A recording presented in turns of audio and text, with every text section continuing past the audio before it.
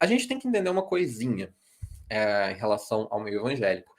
Se você for em qualquer culto por aí, ou se você tiver ido em qualquer culto por aí nos últimos 30 anos, ou mais, não, muito mais, várias décadas já, você vai perceber que qualquer culto aí é formado sobre dois pilares muito sólidos. Por um lado, a gente tem a música, tem ministério de louvor, corais, bandas, no mínimo uma pessoinha ali com violão, cantando e tocando e tal, canto congregacional ou não, tal. E a palavra, a pregação, a homilia, a prédica e tal. São esses dois universos, são esses dois elementos que fundam, que sustentam o culto evangélico no Brasil. Claro que existe isso no catolicismo, por exemplo, mas no meio evangélico é muito marcante.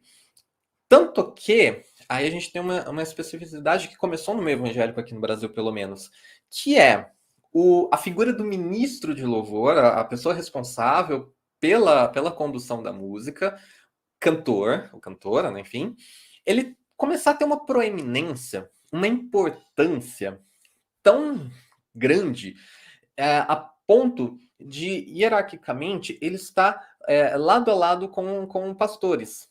Né? Você imagina que o pastor é responsável pela organização da igreja, do culto, né? Enfim, e o ministro de louvor, o cantor, a banda, enfim, os músicos estão, de certa forma, subordinados. Isso faz com que, por exemplo, durante muito tempo, a pregação tivesse muito mais espaço no culto do que a música. E hoje não é isso que acontece. Você tem aí a música aí sendo, assim, pegando uma faixa gigantesca dos cultos. Você vê os ministros de louvor falando, expondo, quase que pregando, como se fossem pastores. Isso vai muito ao encontro de uma visão que rola no meio da igreja de que a música é algo divino, algo sobrenatural, é um dom muito mais elevado do que outros que são mencionados, inclusive, pelo Novo Testamento e tal. É como se fosse um dom de que, certa forma, aquele que possui esse dom, aquele que sabe tocar instrumento, aquele que canta bem, ele tem que fazer isso somente para Deus. Ele não pode monetizar isso. Essa é uma ideia antiga, na verdade, mas que ganhou muito espaço aqui no Brasil. Ele não pode vender isso, ele não pode gastar isso para ambientes que não sejam aqueles voltados para Deus, enfim. Então isso também não pode, logicamente, ser monetizado. Tem muita gente que vê problema em músicos cristãos trabalharem com música que não seja cristã. Então, como é que se resolve isso? Os músicos começaram a monetizar a música, só que a música para Deus. Né? A gente vende música para Deus, para as pessoas louvarem em casa, e cria-se assim uma exceção a essa regra.